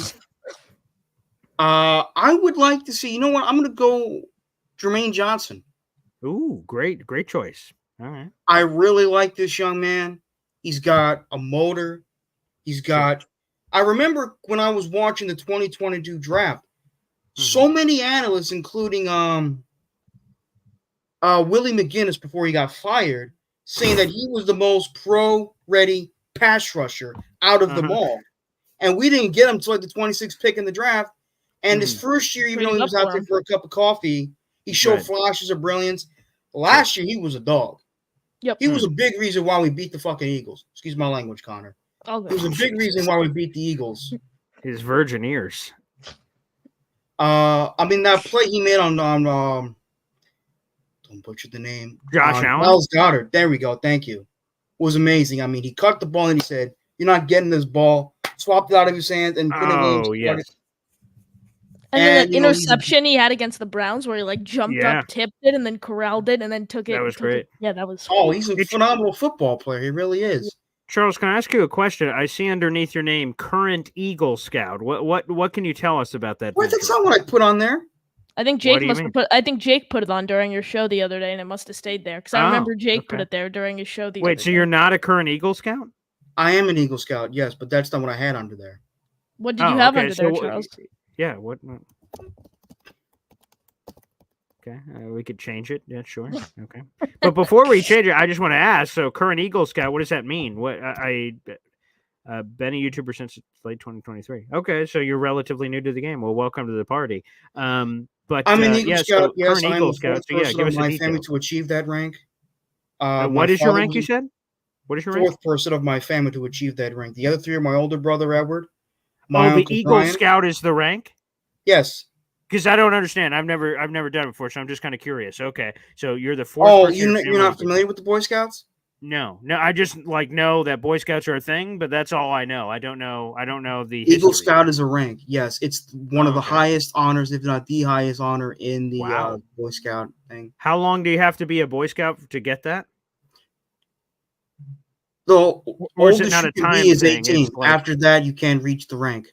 Oh, I see. So it's not an age thing, or like you have to put in 5. Like for instance, for me, no, your age is 18. The oldest you can be is 18 to achieve the rank of Eagle Scout.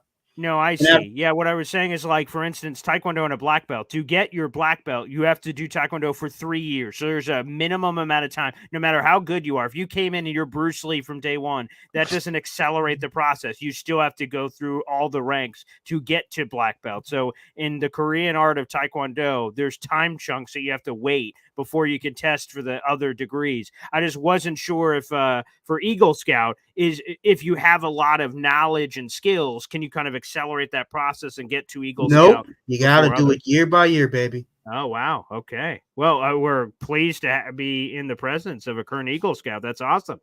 Yeah, I'm the fourth person of my family to achieve it. My older brother Edward made it. My uncle Brian made it. My cousin Robert made it. And my brother... Oh, I'm sorry. I'm the fourth. The 3. That's it. My bad. Oh, I'm okay. And do you so forever? Like you're gonna die an Eagle Scout? Like that's an honor you carry forever. An Eagle Scout. Oh, that's who is Steven Spielberg. Oh, what? He's an Eagle Scout? Yeah, he is. Whoa. He's an Eagle Scout. No BS. Who else is an Eagle Scout? Do you just know some celebrities that are Eagle Scouts? Who on the Jets is an Eagle Scout? Let's do that. Who has anyone who ever played for the Jets been an Eagle Scout? That's a good trivia that'd be question. cool. Sure. I'm not that I'm aware, but I do know this. I hope to God the Jets make the damn playoffs. That'd If be not, for sure. they all gonna be fired. Yeah, Yes. that's Yeah. Fired. I think it's Vince McMahon. That's right. I think it's honestly, I think it's more than making the playoffs though. Like, I think they need to win at least one playoff game if Salah and Douglas want to come back next year. Oh, absolutely. I don't more want than a team to go making it one and done. You kidding me?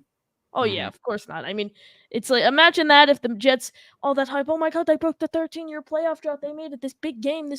Oh my God, and then they go out and lose. I mean, that would be the worst thing ever. That would be the worst thing possible. I mean, we have Super Bowl aspirations here. That's what this Jets fan base. But I mean, if this team could make it to the AFC Championship, I'd categorize that as a very solid season. I yes, categorize it as an amazing season.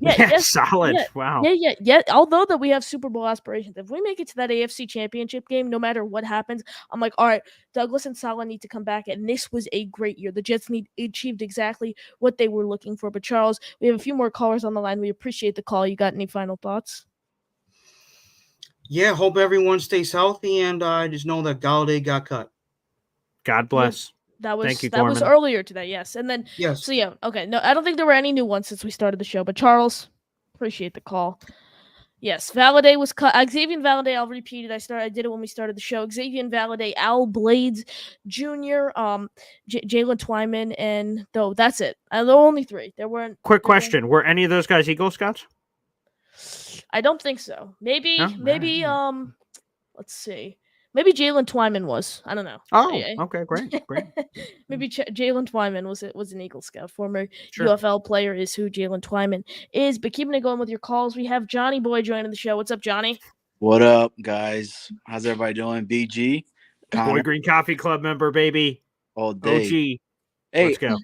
I don't know, BG, what happened, but I was it, and then I had the Discord, but I never read the instructions. So I say this.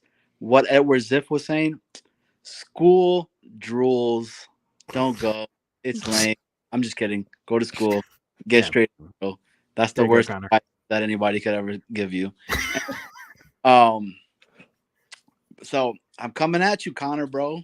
Malachi Corley, dog. I knew Johnny was in the chat somewhere. I said, I knew. didn't see you make a comment, but I'm like, ooh, if he's on the phone lines, he's about to get the business. So I'm just going to sit back. Go ahead. Yep. So that dude's going to score third of the actual year. Watch. Wait, sorry. What was that? You got cut out? Yeah, you cut out. Say that again. So he's going to score number 3 on San Fran this upcoming first game of the season itself, right? So not 3 touchdowns. Garrett's going to score it. Brees is going to score 1.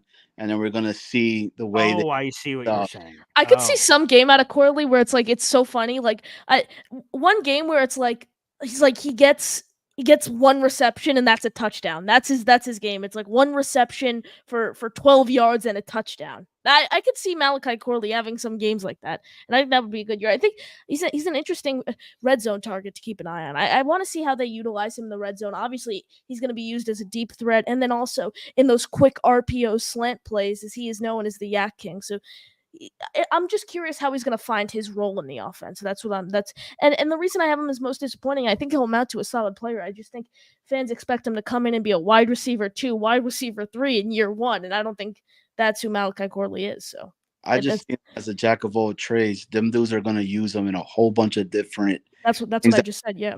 So I agree with you on that. And I think that dude's going to do it. But again, he's not going to have a disappointing year, man. He's going to be that dude. Now, you're right. I don't expect him to be wide receiver 1, wide receiver 2, or nothing like that at all. I expect him to be the wide receiver of the New York Jets, baby, because I acknowledge him as our tribal chief. And anyways, with that said, I'm disappointed in the fact that you said you don't like wrestling. Yes, that is correct. You don't like superheroes. It's tough, man. But what's up, bro? It's not that I don't like it. I just don't know anything about it, and I've never had interest in it. It's like if I actually got into it, it would be a different story. But I've never gotten into wrestling nor superheroes. I don't know. I'm not a fan of sports. You just don't like having fun.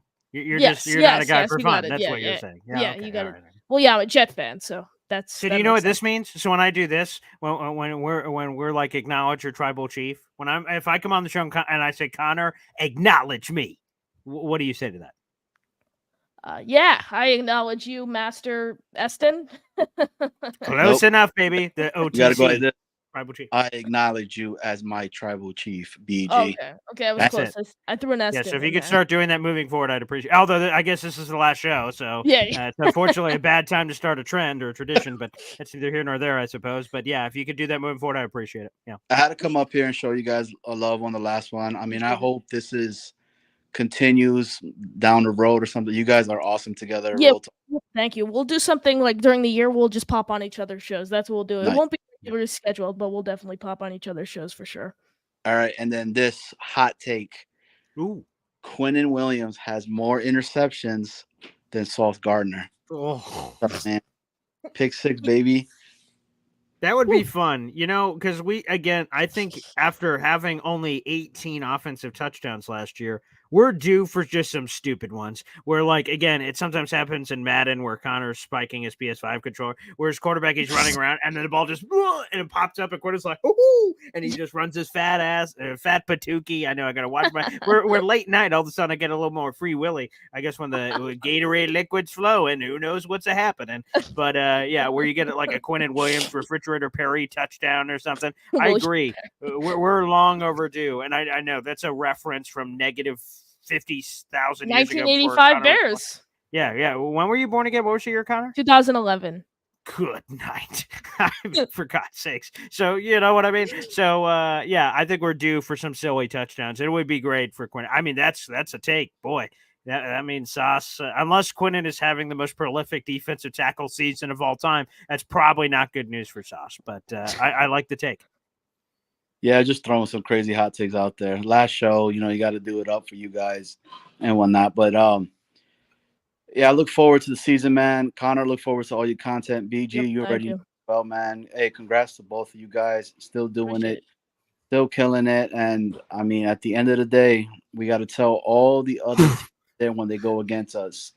Bald Eagle Finder. Later, guys. Oh my God, you got it, Johnny. We greatly appreciate the call. Everyone go check out his channels at Jets Worldwide on YouTube and the 411 on New York Sports. Great stuff over there. In regards to my Malachi Corley comment, like I said, I don't think he's going to be a bad player. I just think fans have expectations. You just hate him. For him. No, I don't hate him. I just think they have expectations for him that are sky high, and it's going to take a little. I mean, we heard Saleh right when training camp started. He still has a, quote, long way to go. So that is Coach Saleh's verdict on Corley. Hey, never say never. We've seen crazier things in Jetland for sure. But wrapping it up, our final caller of the show, Mr. B-Mac, joining the show. What's up, B-Mac?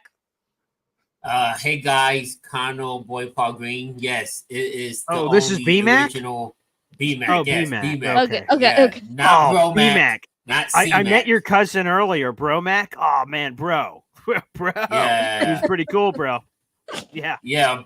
Bro Mac, he's a little bit annoying with the whole bro, I'm cool with stuff. it. So, I'm cool with it. gotta apologize for my cousin. No, it's all right. Like, annoying. everyone's different. You know what I mean? Everyone's different. I love your whole family. B-Mac, C-Mac, Bro Mac. I can't wait. Yeah. I hope there's a family reunion because I'd love to meet them all. So I hope there's more family members to meet. This has been great. Yeah, I got a grandfather too, G-Mac.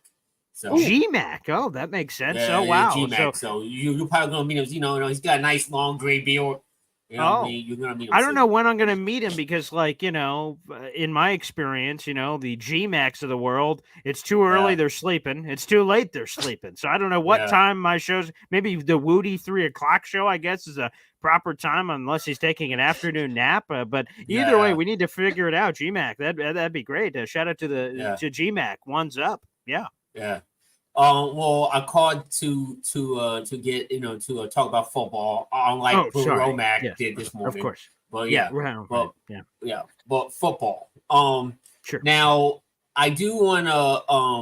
Well, first I do want to. This is a Jets question, and then the one thing, and then the second one is going to be a rant.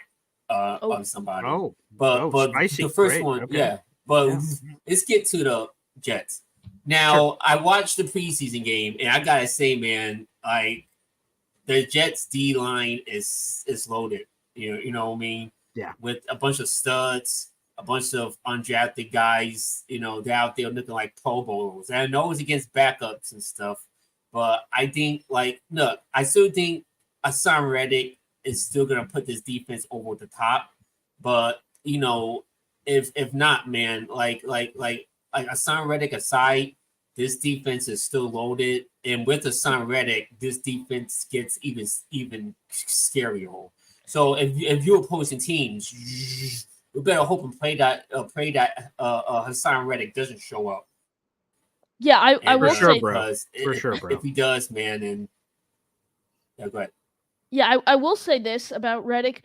The way the Jets need to look at it, and I think Jet fans and the Jets have done a good job of looking at it. Hey, this is the group we're rolling with right now. We have players like Brady McGregor, Tack McKinley, who've been showing out throughout camp in the preseason. It's like, hey, we got to view Reddick as a bonus. Like, we got to feel comfortable with this defense right now. And if Reddick shows up, hey, that's a bonus. But I think the Jets and the Jets fan base really should feel comfortable with this defense entering the 2024 season.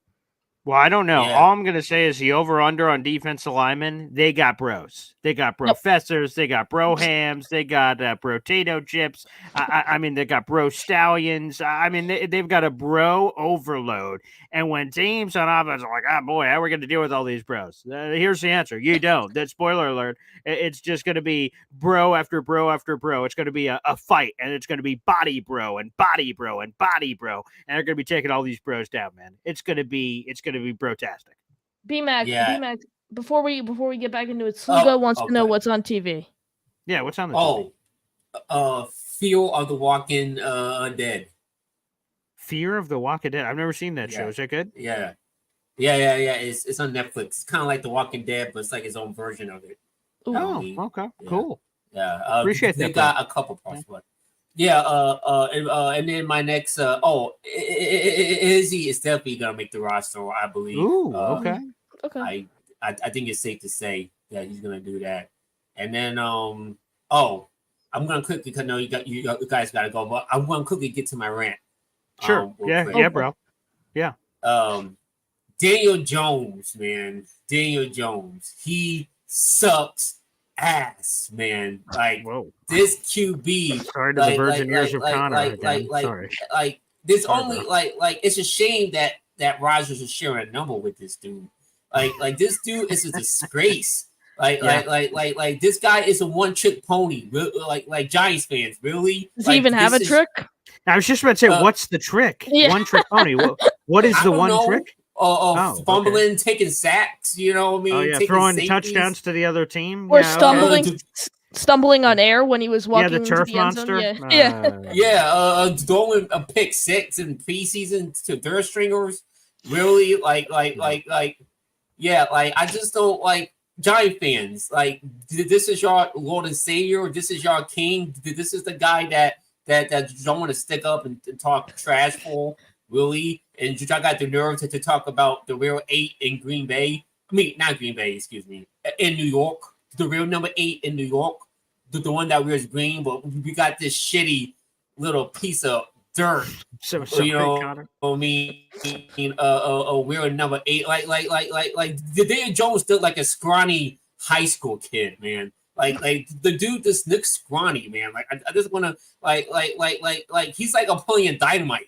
Like I want to take this kid and shove it in his locker room.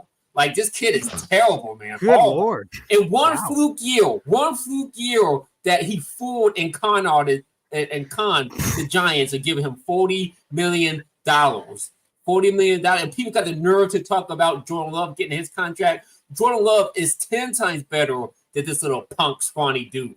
You know what I mean? So that's all I gotta say. Love you guys, Connor, boy, Paul Green. Thank y'all, and good night. B-Mac, wow. I don't know what to say in regards to that. Daniel Jones, I was a little surprised by the one-trick pony there. As I asked him, what is that trick? But wow, BG, what do you got?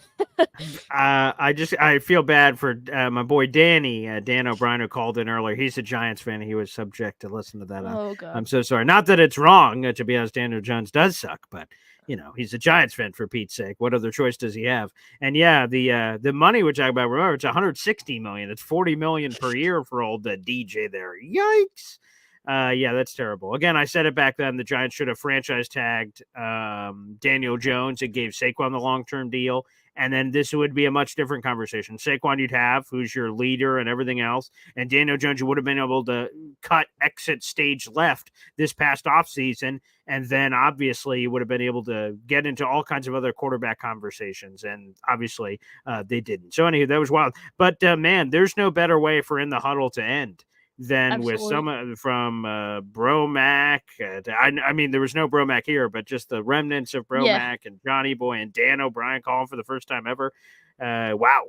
I wasn't even prepared. I know you said all the names that were waiting and like it didn't hit me. And then when you just popped on the screen, I'm like, Dan, whoa, you're on the show. So that caught me off guard. That was a fun little surprise. I had no idea he was calling in. So that's awesome. Absolutely, and you're right. It's a perfect way to end the series. We passed the minute, an hour and 30 minutes. So great way to end the show. Awesome way to end the show with the BMAC calling all the legendary callers. The series has come to an end. BG, what was your biggest takeaway?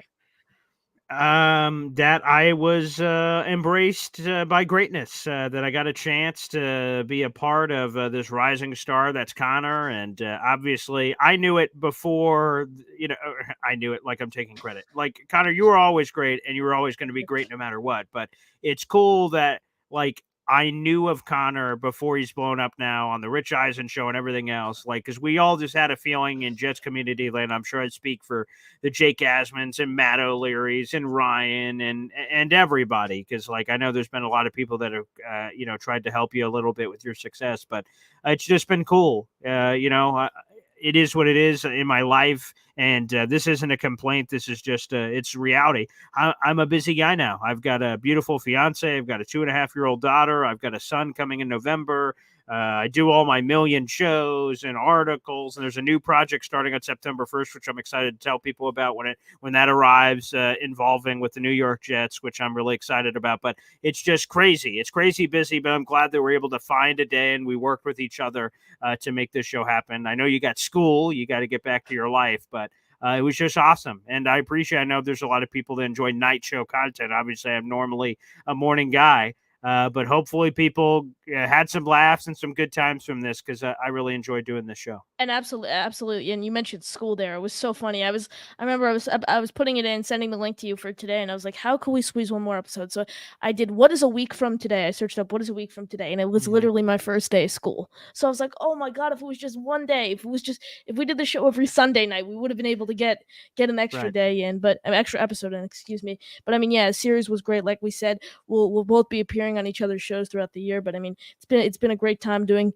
the show for you guys. One final time, In the Huddle with Boy Green and Connor, signing off. Thank you guys for watching, and as always, JTS, Jets, Jets, Jets.